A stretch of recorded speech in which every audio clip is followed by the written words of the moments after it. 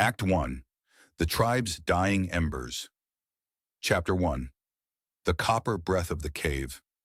The air inside the Cavern of Whispers was a physical weight. It did not simply enter the lungs. It coated the back of the throat with the dry, metallic sting of old ash and oxidized copper. Kalen knelt on the cold basalt floor, his thigh muscles aching from hours of immobility. Before him, the perimeter fire was dwindling to a nest of dull orange veins, gasping for oxygen in the heavy air. He did not look up as he worked, his hands moved by memory sliding a strip of dried chitin crawler tendon along the junction where his obsidian spear point met the petrified ashwood shaft. He pulled the binding tight, using his teeth to bite through the stubborn, fibrous thread.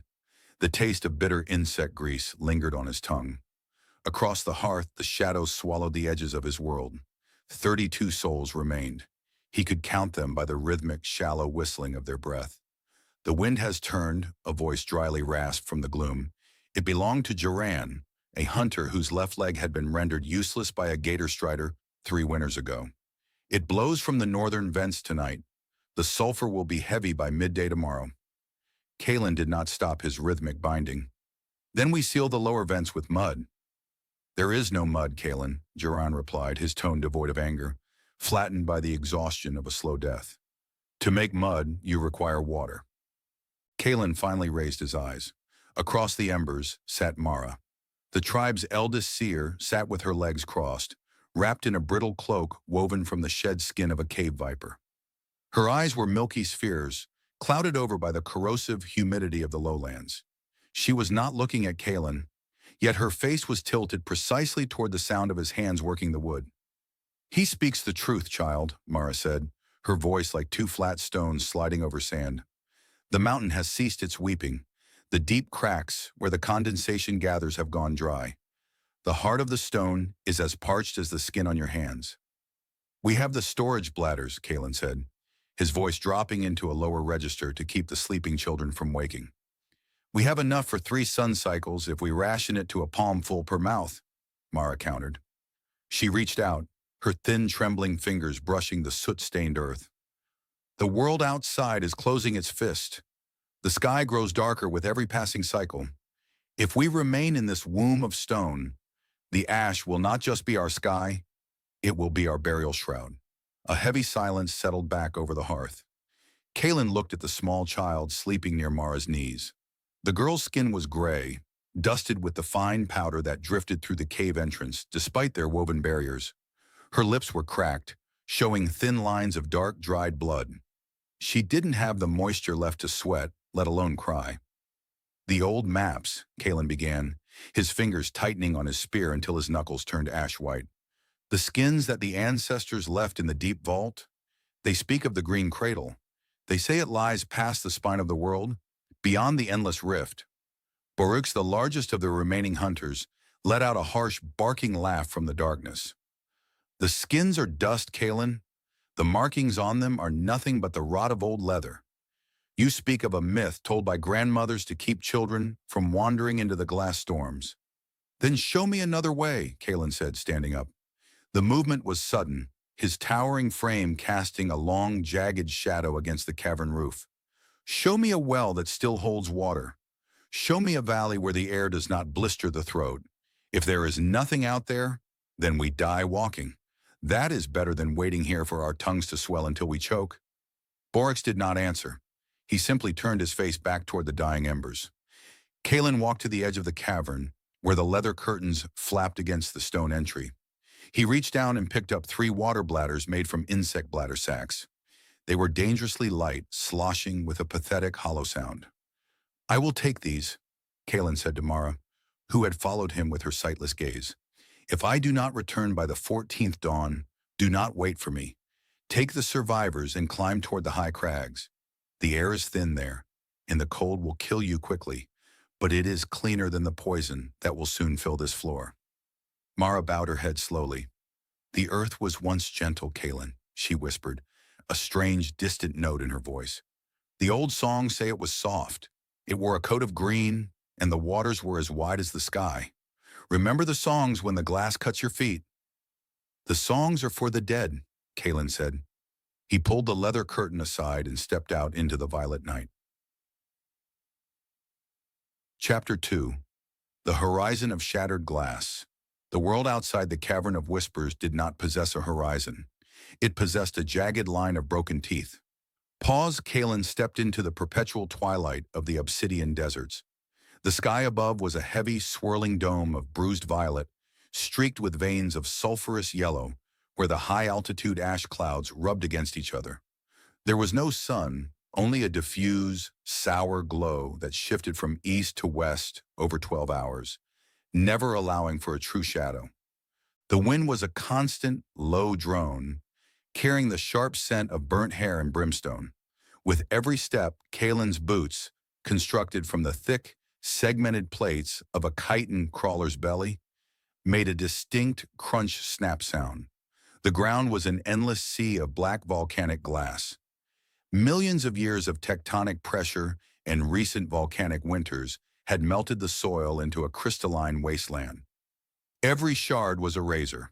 A single misstep, a simple stumble, would result in a palm or a knee being shredded to the bone. He kept his head down, his chin pressed into the collar of his hide tunic. Over his mouth, he wore a filter mask made of porous cave moss soaked in insect fat. It caught the heaviest particles of ash, but it did nothing to stop the chemical burn that tasted like old iron at the back of his throat. By midday, the temperature began to rise. The dark glass beneath his feet absorbed the sour light, radiating a dry, shimmering heat that made the mountain ranges in the distance warp and dance like ghosts. These were not the mountains of the old world. These were jagged, basaltic ridges pushed upward by a planet whose crust had cracked open 50 millennia ago. Kalen stopped by a lone monolith of smooth obsidian that rose from the plain like a broken finger. He leaned his back against the stone, feeling the heat penetrate through his leather armor. He unclipped one of the water bladders from his belt, allowing himself a single small sip. He held the water in his mouth for a count of 10, letting his dry gums absorb the moisture before forcing himself to swallow. He looked back toward the south. The mountain that housed his tribe was already lost in the purple haze of the horizon.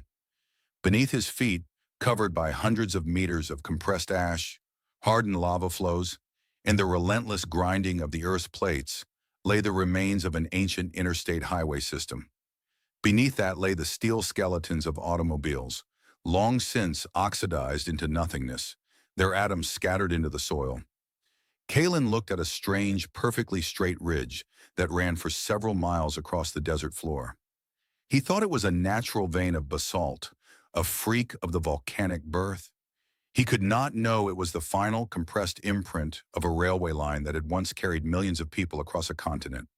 The ancestors were weak, he murmured to the empty wind, his voice swallowed by the drone of the sulfur gale. They had the sky, but they let the fire take the earth. He adjusted his filter mask, gripped his obsidian spear, and continued walking toward the north, where the sky was the color of a fresh bruise. Act 2. The Hellish Crossings, Chapter 3. The Yellow Fog. On the fifth sun cycle, the desert of glass died. It did not fade, it dissolved into the acid swamps. Pause. The transition was signaled by a change in the wind. The dry, dusty gale of the obsidian plains became a wet, greasy fog that hung static over the land. The ground beneath Kalen's boots softened from crystalline rock into a gray, spongy crust that hissed whenever weight was applied to it. Neon yellow pools of water lay scattered across the landscape like open sores, their surfaces boiling with large, lazy bubbles that popped to release plumes of sulfurous gas. The flora here was monstrous. Towering club-shaped mosses rose 40 feet into the air, their trunks thick and fleshy, colored an unhealthy shade of pale white. Their upper sections were dense with primitive spores that fell in continuous, golden drifts, coating the surface of the acid pools. The air was hot and suffocatingly humid, trapping the stench of ancient, decaying organic matter beneath the low canopy. Kalen picked his way along a narrow spine of hardened basalt. He moved with extreme deliberation, using the butt of his spear to test the ground before every step. The gray crust could easily be a thin layer of dried mud hiding a deep pocket of boiling acid. As he walked, a subtle shift in the swamp's rhythm caught his attention. The continuous plop-plop of the gas bubbles seemed to falter. The air grew perfectly still. Then a high-pitched metallic shriek tore through the yellow fog. It was a sound that vibrated inside the teeth. Kalen dropped into a low crouch, his eyes darting toward the upper canopy. The thick moss layers parted, and three large dark shapes dropped into the valley. Scythe beaks. They were the undisputed masters of the swamp air. Creatures evolved from ancient predatory birds that had adapted to the permanent dark. They had no eyes. Their skulls were smooth, covered in thick, leathery gray skin that was highly sensitive to pressure changes. Their heads were dominated by a massive, forward-curving beak made of solid, self-sharpening bone that could cut through an insect's carapace like dry grass. Click, click, click, click, click. The lead creature threw its voice into the fog. The acoustic waves bounced off the basalt ridge, tracking Kalen's silhouette. The creature adjusted its leathery wings, which spanned 15 feet from tip to tip, and dove. Kalen threw himself flat against the stone ridge, just as the monster swept over him. The wind from its wings smelled of rotting fish and old sulfur. The bone beak struck the basalt ridge where Kalen had been standing a second prior, sending a shower of sparks and stone chips into the air. The monster shrieked again, its wings breaking hard as it prepared to turn in the narrow canyon. Kalen scrambled to his knees, his obsidian spear braced against his shoulder. As the second scythe beak dove through the fog, its head clicking frantically, Kalen lunged upward. The glass point found the soft, unarmored skin where the wing joined the torso. The obsidian blade shattered inside the joint, leaving jagged teeth of glass embedded deep in the muscle. The beast screamed, a sound like metal tearing, and began thrashing blindly on the ridge. Its massive wings struck Kalen across the chest, lifting him off his feet and throwing him backward toward the edge of a boiling yellow pool. Chapter 4. The Apex Bond. Kalen's heels skidded on the slippery edge of the basalt spine. Below him, the neon yellow pool hissed, its surface rippling with the heat of the subterranean fires. The sulfur steam caught his face, blistering the skin around his eyes. He dropped his broken spear shaft, his hands clawing frantically at the smooth stone to stop his slide. The third scythe beak was already descending. Its beak was wide open, its clicking sounds fusing into a solid, high-frequency drone as it locked onto his thrashing form. Kalen braced his legs against the stone, drawing the short obsidian knife from his belt. It was a pathetic defense against a monster that could snap a man in two. A sudden rumble shook the basalt ridge. It did not come from the sky, nor did it come from the boiling pools. It came from the thick, pale ferns at the base of the mountain. The ferns exploded outward. A massive gray shape cut through the yellow fog like a boulder thrown from a cliff. It was a hound, but a hound on a scale Kalen's people had never seen. It stood 5 feet at the shoulder, its body compact and dense with thick rope-like muscle. Its coat was a coarse, soot-gray fur that was matted with dried mud and old scars. Its jaw structure was massive, elongated like the predators of ancient legend, featuring 2 long, saber-like teeth that protruded downward past its lower lip. The giant hound did not hesitate. It launched itself from the ridge, its massive paws slamming into the descending scythe beak. The impact brought both creatures crashing onto the stone floor. The avian thrashed its wings, attempting to use its bone beak to pierce the hound's skull, but the dog's jaws were already closed around the bird's neck. There was a single wet crunch. The scythe beak's wings went limp, its clicking dying instantly. The remaining bird, seeing its packmates destroyed, let out a terrified shriek, flapped its wings frantically, and drifted back up into the thick sulfur clouds until it was nothing but a dark smudge against the violet sky. Kalen lay perfectly still, his knife held weakly before him. His breath came in ragged, painful gasps. The giant hound turned slowly. Its muzzle was stained with the black, thick blood of the scythe beak. Its large amber eyes, glowing with a strange internal light adapted for the twilight world, fixed directly onto Kalen's face. Smoke drifted from the dog's dark nostrils as it sniffed the air. It stepped closer, its heavy paws making the stone ridge ring. This was the apex predator of the northern wastes, a creature that hunted gator striders and tore through chitin crawlers for meat. Kalen knew his leather armor would offer no more protection than dry leaves against those saber teeth. He slowly let his knife drop from his hand, closing his eyes to accept the end of his journey. Instead of the bite, a sound echoed through the canyon that Kalen had never heard in his life. It was a low, guttural whine. Kalen opened his eyes. The massive hound had stopped 2 paces away. Its heavy head was lowered until its muzzle almost touched the black dirt. Its ears, normally alert and pointed, had flattened back against its skull in a gesture of absolute submission. And then, its thick, soot-gray tail began to move. It swung from side to side, thumping against the basalt rock with a heavy, steady sound. Thump, thump, thump. Deep within the creature's genetic code, preserved through 50,000 years of extinction events, volcanic winters, and brutal evolutionary pressure, a single ancient marker had survived. It was the Williams-Buren syndrome hypersociability gene, the exact mutation that had allowed the first wild wolves to look at a human fire and choose partnership over fear. The hound did not understand why the scent of this hairless, weak biped did not trigger its hunger. It only knew that a deep biological command was flooding its brain with dopamine and ancient loyalty. Kalen extended his right hand, his fingers trembling against the humid air. The hound paused, its amber eyes locked onto his. Then slowly, it slid its massive, scarred muzzle forward, pressing its cold, wet nose firmly into Kalen's open palm.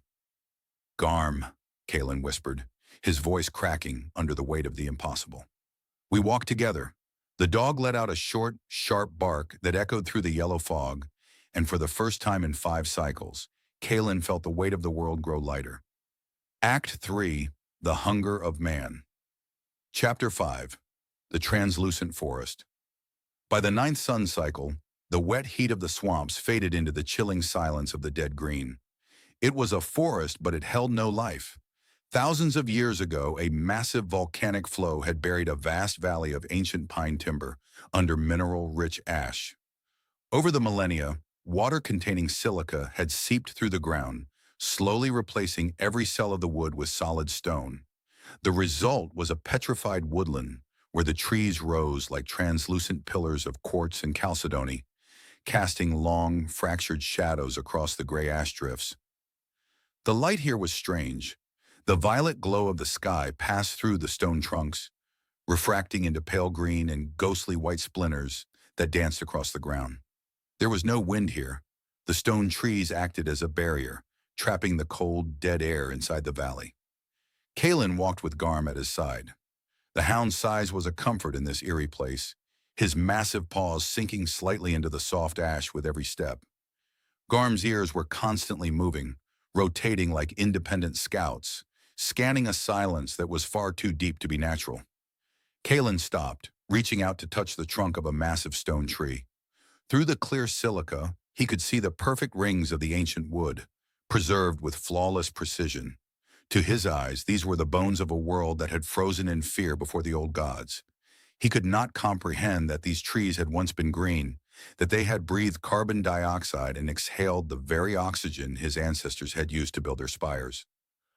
"Something is wrong, Garm," Kalen muttered, his hand dropping to the hilt of his new spear, a crude weapon he had fashioned from a sharp piece of basalt bound to a scythe beak's leg bone.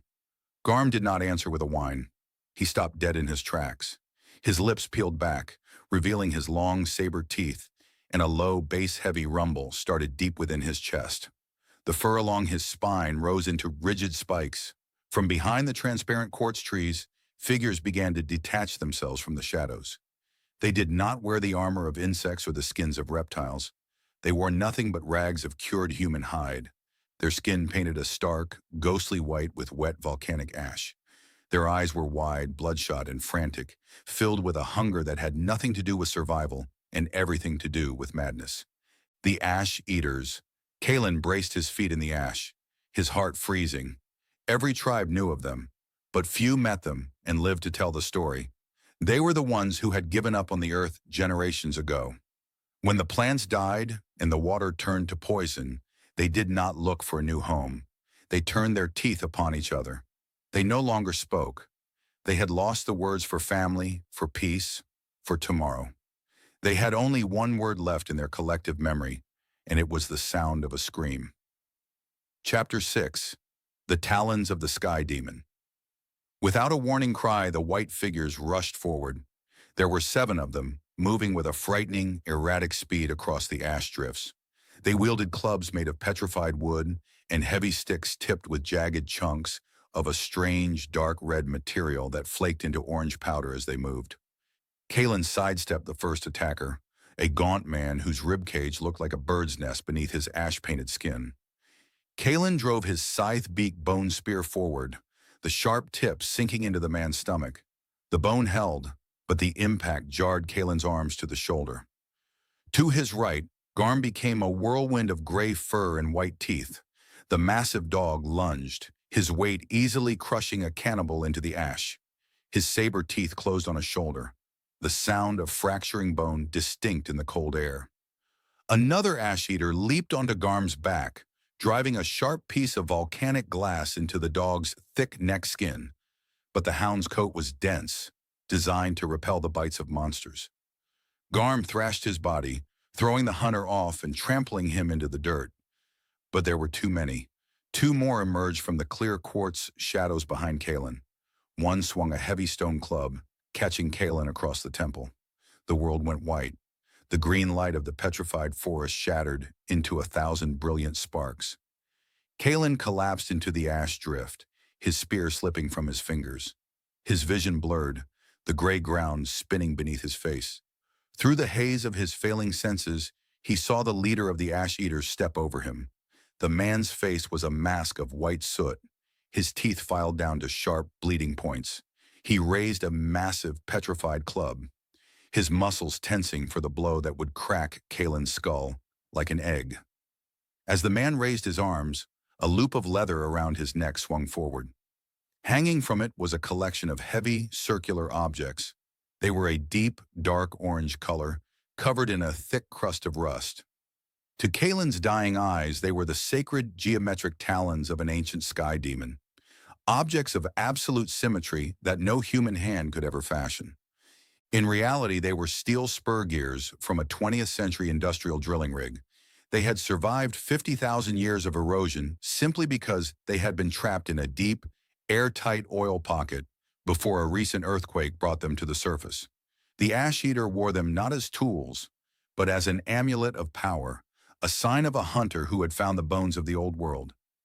Before the club could fall, a shadow blocked the pale light. Garm lunged across Kalen's fallen body. His jaws closed around the leader's throat with the force of a hydraulic press. The man's scream was cut short, his club dropping harmlessly into the ash as Garm's weight bore him down. The remaining 3 ash-eaters stopped. They looked at their dead leader, then at the giant, blood-stained hound that stood over him, its amber eyes burning with a terrifying predator light. They did not try to fight. They let out low, animalistic whimpers, turned, and vanished back into the clear stone forest like ghosts returning to the grave. Garm walked back to Kalen, his breath coming in hot, white plumes in the cold air. He whined softly, using his large tongue to lick the blood away from the deep gash on Kalen's temple. Kalen groaned, pressing his hand to his head. He looked at the dead cannibal, then reached out with a trembling finger to touch the rusted steel gears hanging from the man's neck. The metal was cold, its uniform teeth biting into his skin with perfect mathematical regularity. "The ancestors were here," Kalen whispered, his voice shaking as he leaned against Garm's thick shoulder. "They left their teeth in the stone. We are close, Garm. We must be close." Discovery. Chapter 7. The Mountain That Bled. Light in the 11th sun cycle, the petrified forest of the dead green gave way to the absolute verticality of the iron spires. Pause. The air had become dangerously thin. With every breath, Kalen felt a cold, sharp ache deep in the center of his chest. His lungs worked twice as hard to pull oxygen from an atmosphere that grew more sterile with every mile of elevation. The sky above had lost its violet hue, darkening into an oppressive charcoal black that felt as though it were pressing down on the mountain peaks. The landscape was a jagged chaos of black basalt and red ironstone. Mountain ranges rose like fractured bone shards, their surfaces so sharp and unweathered that they looked as if they had been pushed through the planet's crust only days ago. There was no soil here. There was no moss. There was only the heavy, unmistakable scent of ozone and cold metal. Kalen leaned heavily on his scythe-beaked bone spear, his breath freezing into thin white plumes that tore away instantly in the high-altitude gale. His tunic was encrusted with white salt lines from his own dried sweat. Beside him, Garm moved with a strange, frantic energy. The massive dog was no longer scanning the horizon for danger. His large head was lowered to the frozen rock, his nostrils flaring rhythmically as he sucked in the mountain air. Woof! Garm let out a short, sharp bark that cracked through the silent canyons like a thunderclap. Garm, stay low, Kalen rasped, his voice barely a whisper against the wind. The air is thin. Do not waste your breath. But the hound did not listen. He broke into a fast, trotting pace, his massive soot-gray body weaving through a narrow, deep ravine that split a massive mountain face in two. This was the Endless Rift, a geographic scar created by a massive, relatively recent earthquake that had torn the mountain's roots open down to the bedrock. Kalen forced his legs to move, his joints crying out in protest as he followed the dog into the dark canyon. The walls of the ravine rose hundreds of feet on either side, completely blocking out the diffused twilight of the charcoal sky.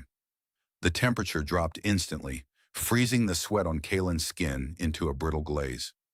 At the deepest point of the ravine, Garm stopped. The dog fell to his front knees, his large paws tearing furiously into a massive drift of volcanic scree and black ash that had accumulated at the base of a vertical cliff face. Heavy rocks were sent flying backward into the dark canyon, ringing out like iron pots as they struck the stone walls. Kalen fell to his knees beside the dog. "What is it, boy? What do you smell?" He began to clear the debris with his gloved hands, pulling away chunks of basalt and frozen ash. His fingers, numb from the biting cold, struck something that did not give, something that did not break. It was smooth. It was perfectly flat, and it was colder than the ice. Chapter 8. The Mark of the Double Ribbon. Kalen scrambled backward, his heart hammering against his ribs. Pause. He cleared away a wider circle of the black ash, his hands shaking. What lay beneath was not stone. It was a massive, seamless wall of a dull, silver-gray material that possessed no scratches, no rust, and no signs of age. It was a highly advanced titanium carbon matrix, engineered 50,000 years prior to survive the crushing weight of shifting tectonic plates and the corrosive acid of a dying world. To Kalen's primitive mind, this was the frozen face of a silent god. He had seen the ancient rusted gears worn by the ash-eater, but this was different. This was pristine. This was a piece of the cosmos dropped into the dirt, entirely untouched by the rot that had taken the rest of the world. As Garm continued to clear the base of the monolith, revealing a structure that rose 30 feet into the side of the mountain, Kalen looked up. High above the central seam of the massive metal doors, carved into the titanium surface with micrometric precision, was a symbol. It was a geometric design that had been etched so deeply it cast its own clean shadow in the dim light of the ravine. Two intertwined ribbons rose vertically, looping around one another in a precise, repeating ladder formation. At the very top rung of this metallic ladder, 3 small, delicate leaves sprouted outward, their lines clean and full of life. Kalen stared at the design. He did not know the word DNA. He did not understand the concept of a genetic double helix. To his eyes, the symbol was a holy script, a representation of a climbing vine made of bone, reaching toward a sun that no longer existed. It was the mark of the old gods who had supposedly planted the world before the Great Fire. "The green cradle," Kalen whispered, his voice trembling as he reached out a bare hand. Garm stopped his digging. The massive dog sat back on his haunches, his thick, soot-gray tail swinging slowly from side to side against the frozen ash. He let out a low, expectant whine, his amber eyes fixed not on the door, but on Kalen's hand. Kalen pressed his palm flat against the center of the double ribbon. For a long, agonizing second, nothing happened. The wind continued to howl through the spires above, and the cold of the metal seeped into the bones of his fingers. Kalen closed his eyes, a wave of despair washing over him. It was just a rock of the gods. It was dead metal. Then deep within the mountain, a sound began. Pause. It was not the sharp crack of an earthquake. It was a low musical hum, a frequency so deep that Kalen felt it in his teeth and the soles of his feet before his ears could process the sound. The seamless silver metal beneath his hand began to pulse with a faint internal light, and a vertical seam of brilliant, blinding white split the monolith in two. If you want to finish this audiobook experience, let me know if we should proceed with Act 5. Chapter 9. The Voice of the Ghost Mountain. The mountain did not open with a grind of stone. It opened with a sigh. A sharp hiss of pressurized air cut through the mountain gale. The air that rushed past Kalen's face was not the frozen, dead atmosphere of the iron spires. It was warm. It was thick with the scent of wet soil, damp moss, and something entirely unknown to him.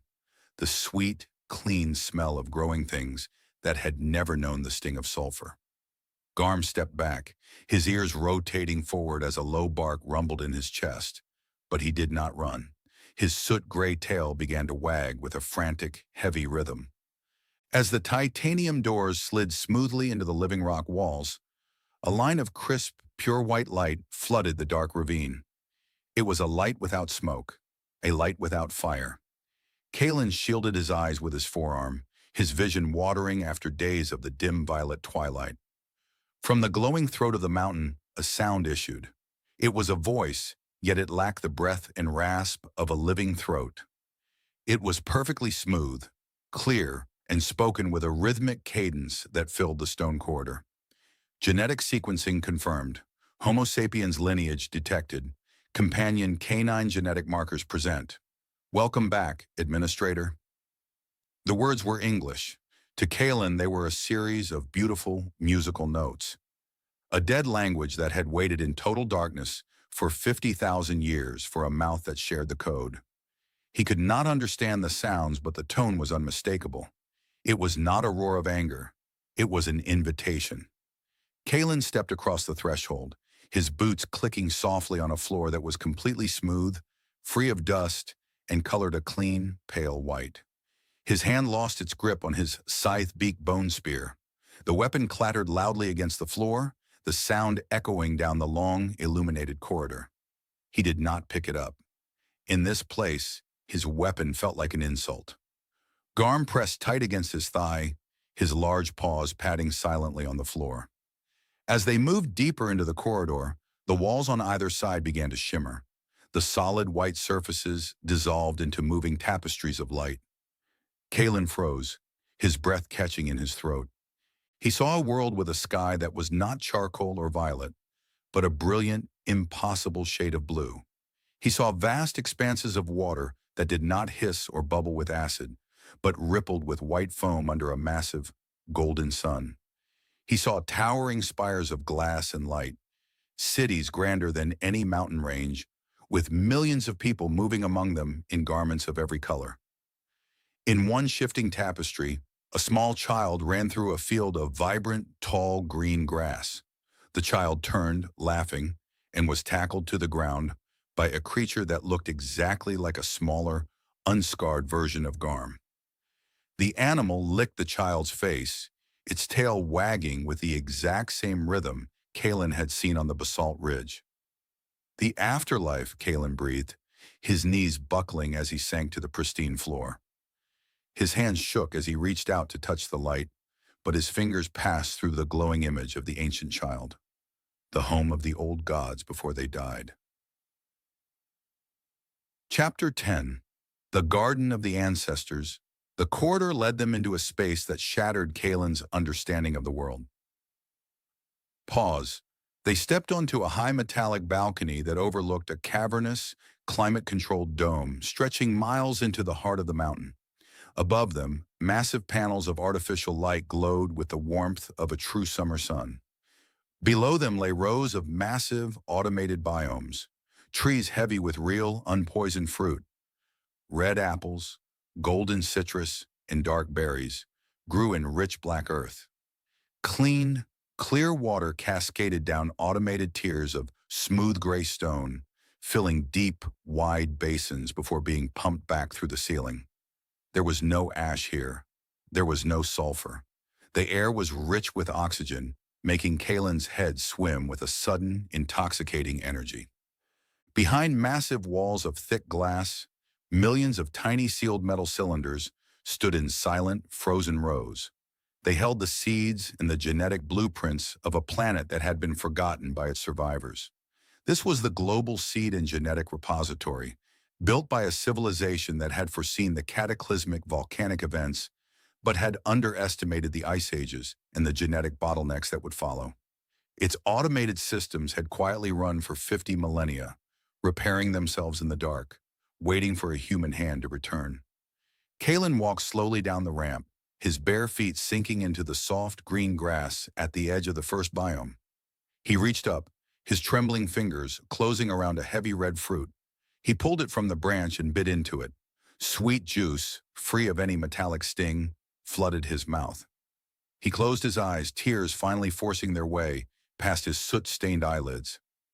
Garm was already at the edge of a water basin, his massive head lowered as he lapped up the clean, sweet water with long, thirsty strokes. In the center of the dome stood a large console where a massive, rotating globe of blue light hovered in the air. Kalen approached it, his hand brushing the smooth surface of the control deck. As his fingers touched the glass, the globe shifted, zooming in on a specific quadrant of the planet. The coastlines were different, torn apart and reshaped by 50,000 years of tectonic rifts and volcanic winters. But as Kalen traced the jagged volcanic mountain range he had spent his life crossing, he recognized the shape of the land. He saw the endless rift.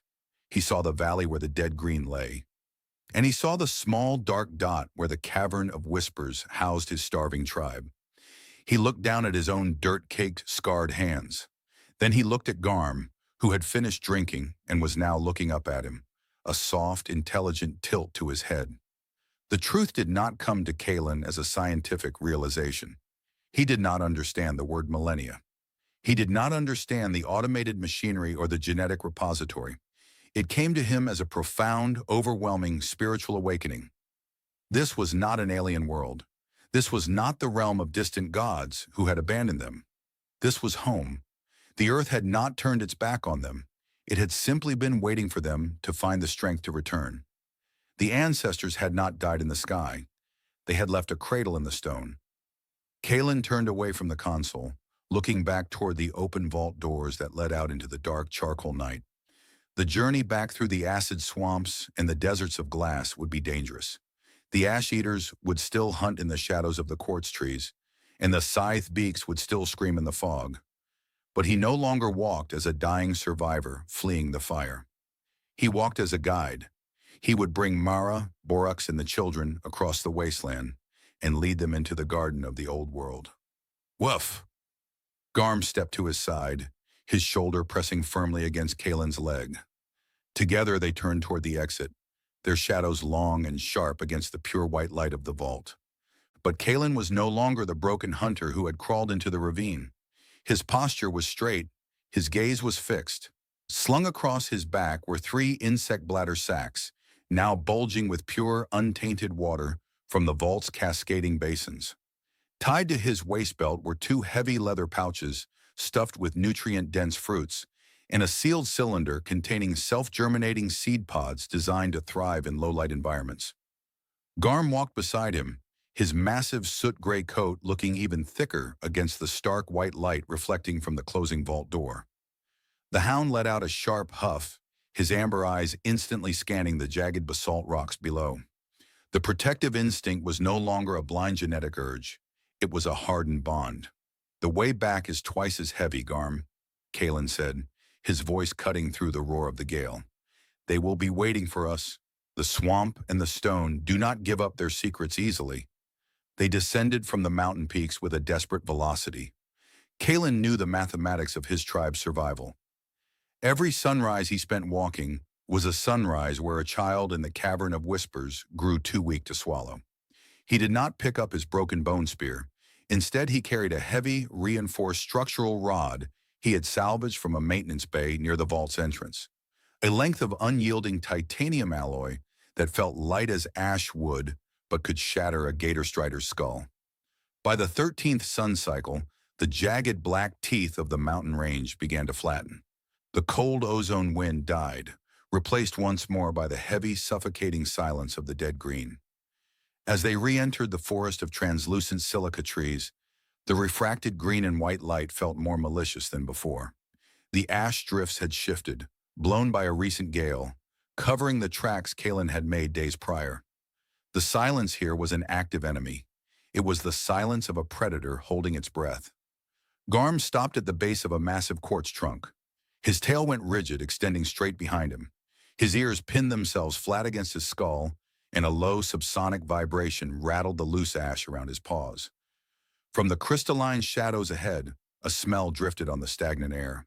It was the greasy copper stench of roasted flesh. Chapter 12. The Gauntlet of the Pale Ghosts. Kalen crept forward, keeping his body low against a ridge of petrified timber. Pause. Through the clear structure of a massive stone pine, he looked down into a shallow depression in the ash.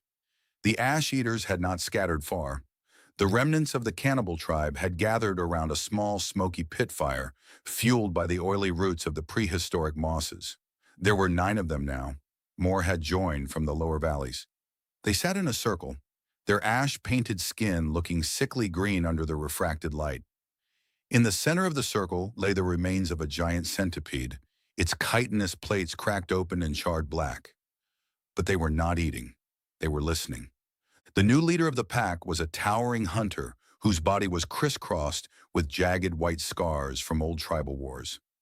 Around his neck, he wore a massive, primitive crown made of scythe-beak bone fragments. He stood up, his wide, bloodshot eyes scanning the very ridge where Kalen hid. He had smelled the sweet, unpoisoned scent of the vault fruit drifting from Kalen's pouches, a scent that was entirely alien to this world of rot. With a sharp, guttural click of his tongue, the scarred leader pointed his petrified club toward the quartz ridge. The cannibals moved instantly, splitting into 3 groups, their white-painted bodies disappearing into the translucent tree trunks like ghosts passing through walls. "They know," Kalen whispered to Garm. "They smell the cradle." Garm did not wait for an order. The massive hound knew the tactics of the forest. He launched himself from the ridge, a massive streak of soot-gray muscle that tore through the ash drifts. He didn't bark. He saved his breath for the strike. He slammed into the first group of hunters before they could clear the shadow of a quartz trunk, his saber teeth locking onto an arm and throwing the man into a stone formation. Kalen rose from the ridge, gripping his titanium rod with both hands. An ash-eater lunged at him from the left, a jagged shard of volcanic glass bound to his hand like a claw. Kalen sidestepped the thrust, swinging the metal rod in a tight, brutal arc. The unyielding alloy caught the hunter squarely in the ribs with a dull, hollow crack. The man collapsed instantly, his breath leaving him in a single, wet gasp. But the scarred leader was already upon him.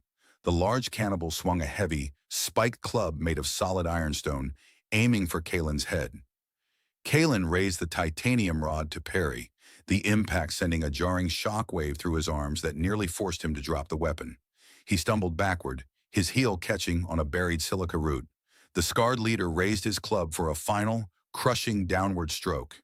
His filed teeth were bared, a wet line of saliva dripping from his chin.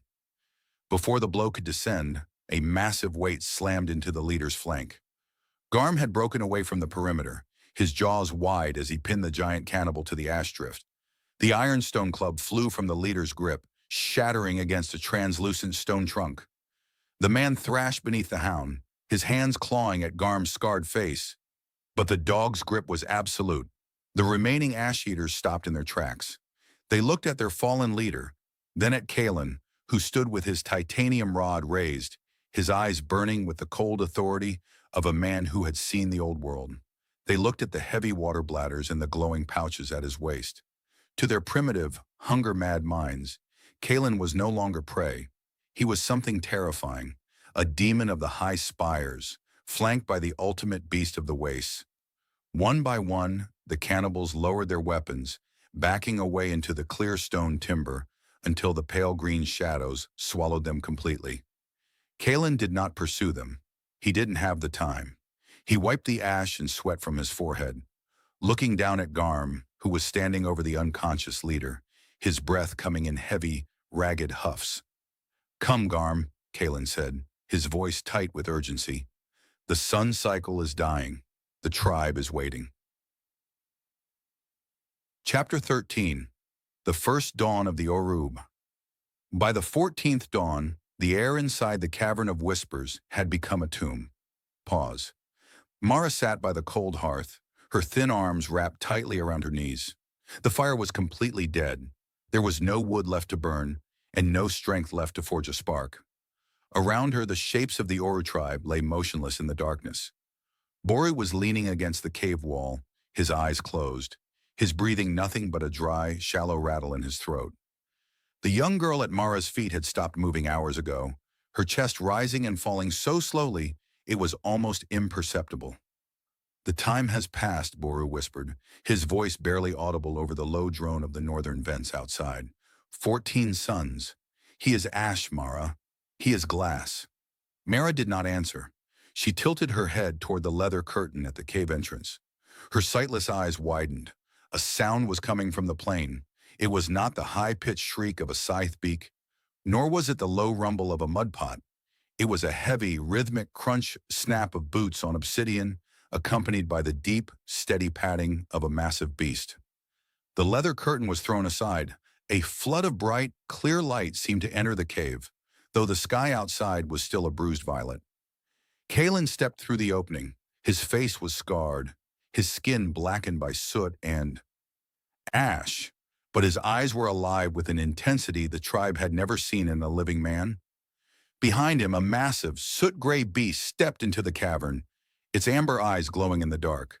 Several warriors scrambled backward in terror, their weak hands reaching for their knives as they saw Garm's saber teeth. "A monster!" Boru rasped, trying to stand but falling back against the stone. "He is no monster," Kalen said, his voice ringing through the hollow cave like a bell. "He is Garm, and he has brought us life." Kalen knelt beside the small girl at Mara's feet. He unclipped one of the insect bladder sacs from his belt, uncapping the nozzle. He gently lifted the child's head, allowing a few drops of the pure, sweet vault water to fall onto her cracked lips. The girl stirred. Her tongue moved instinctively, tasting the water. Her eyes fluttered open, wide and clear, as the pure moisture hit her system. She sat up with a sudden, sharp breath, her hand reaching for the pouch. Kalen passed the sack to Mara. "Drink," he commanded softly. "Drink until your throat is no longer fire." Mara raised the bladder to her lips. As the untainted water met her tongue, her frame trembled. A low, ragged sob broke from her chest, a sound of pure, disbelief-tinted joy. This is not the water of the earth," she whispered, her hands shaking as she passed the sack to Baruch. "This is the blood of the old songs." Kalen stood up, reaching into his pouches. He pulled out the heavy, vibrant red fruits of the vault, breaking them open to share among the starving families. The sweet, rich scent of the old world flooded the damp cavern, instantly driving away the smell of copper and rot. "I found the cradle," Kalen said, looking across the faces of his people as they revived, their skin regaining its color as the vault's nutrients took hold. "It is not a myth. It is a place of light, a place where the waters do not burn, and the trees bear food that is free of poison." Borux looked up from his fruit, his eyes wide as he stared at the titanium rod Kalen carried, then at the massive hound that had laid its head in the little girl's lap, its heavy tail thumping against the basalt floor. "Who built it, Kalen?" "The gods?" Kalen looked out through the cave mouth, toward the jagged northern horizon where the mountain of light lay hidden beneath the ash clouds. He reached down, his fingers brushing Garm's thick, coarse fur. "Not gods, Boruk," Kalen said, his voice steady and full of an ancient, rediscovered pride. Our fathers, they built it for us, and it is time to go home. The Oru tribe did not wait for the sun to change. They gathered their few remaining skins, their broken tools, and their children. Led by a hunter with a silver rod and a massive hound of the wastes, they stepped out of the dark cavern and began their march across the glass desert. No longer as the last ghosts of a dying world, but as the first children of a new earth.